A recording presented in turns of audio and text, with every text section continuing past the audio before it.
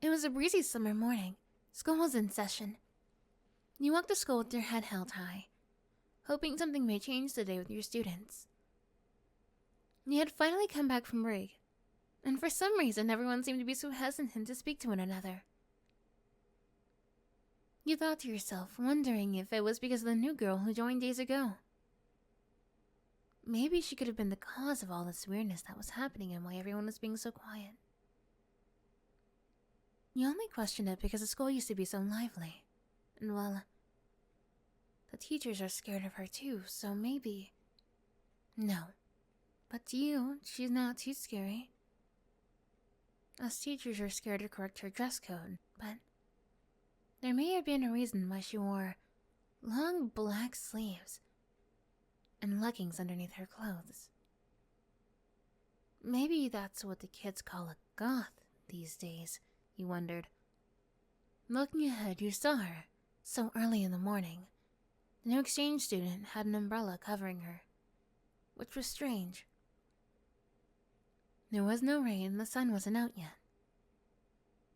Shrugging it off, you called to her. Huh? Did someone... Oh... hello, teacher. She slowed down a bit for you to catch up to her, which you did. She kept her head down, not looking up, not really wanting to make eye contact. Good morning. Her stuttering was obvious, but why? Why was she stuttering? You asked if everything was okay with her. Yes, of course. What about you, teacher? Is everything okay with you? You called my name and I was a little, shocked. I was wondering if, I've done something wrong? No, that's a relief. I always get so worried over nothing. I'm glad. You asked her why she thought something was wrong. Is it possible she could have done something that the other students would have, or may have told on her for? No, of course not. It's just at my old school, the students would essentially bully me. And I would get in trouble for most things, if not all. They would always rat me out. I mean, by ratting me out, I mean they would always pick on me. And say things about me that weren't true. And if I told the teachers, they would pick on me and bully me. Physically, no, never mind. You asked her why she didn't tell the teachers. Well, if I had told the teachers, they would have been too scared to do anything. They always naturally are. They've always been too scared to just do anything. Eventually, I decided to move away when my mother gave me a choice. The school is a further walk, but I prefer it over my other school any day, really. You stared at her in wonder. How could someone bully such a frail, adorable student? You apologized to her, letting her know that at this school the teachers will do something if something is reported. And the students don't get away so easily with things at school. You could feel a smile as she said, "Thank you." You couldn't help but chuckle. You thought there's nothing that could be happening because of her. She couldn't hurt a fly. You asked her a few more questions like what grade was she in and what club she was interested in. Oh, me? Well, I'm interested in anime. And theater. Those two have been my favorite ever since I was a little girl, honestly. I've always loved theater. I've always wanted to express myself in ways the most imaginable. Not to mention capture an audience's heart. As she spoke as such, you were thrown off guard by how charismatic she was.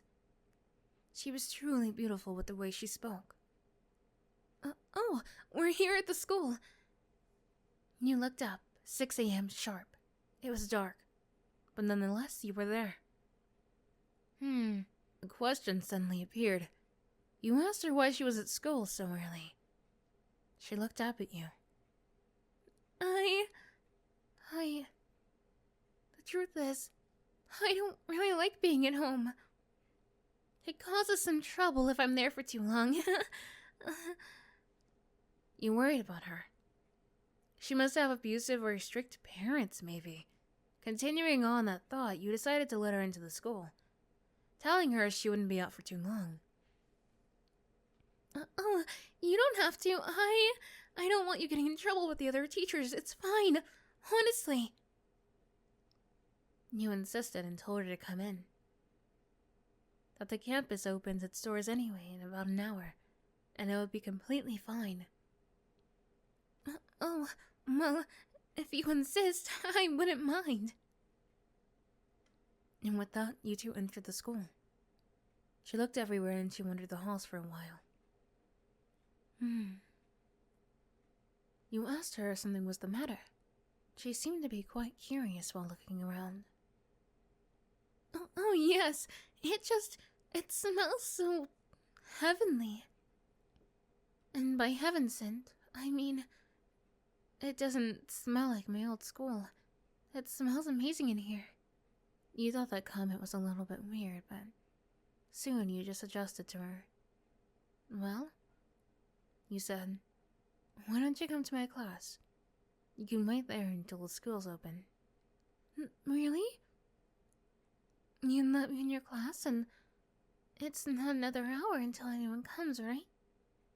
You responded yes. Well, that sounds great. I can catch up on some of my missed homework. You asked her about missed homework. Yeah, it's just some homework from before. Before I went home yesterday, of course.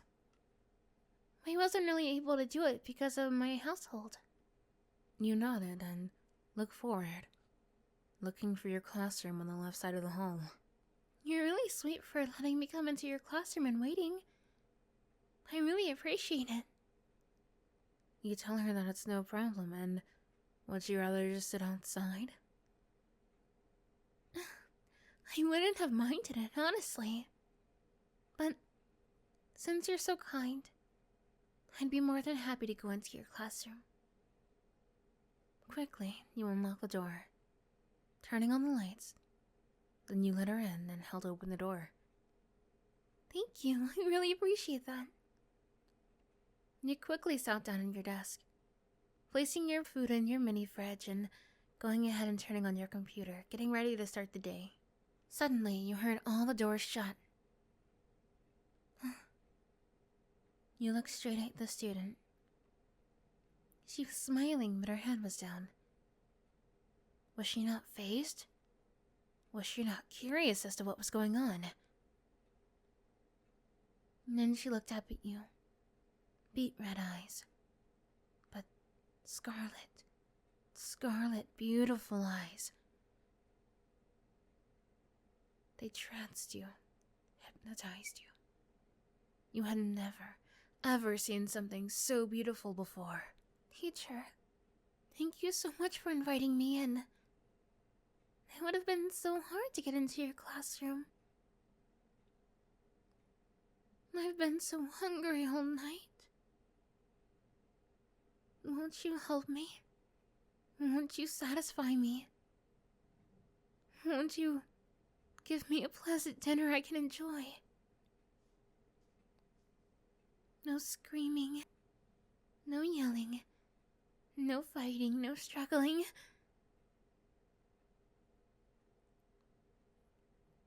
Why don't you get comfortable? In the most comfortable position you can get in for me. And from that point, I will be satisfied. Just listen to my voice.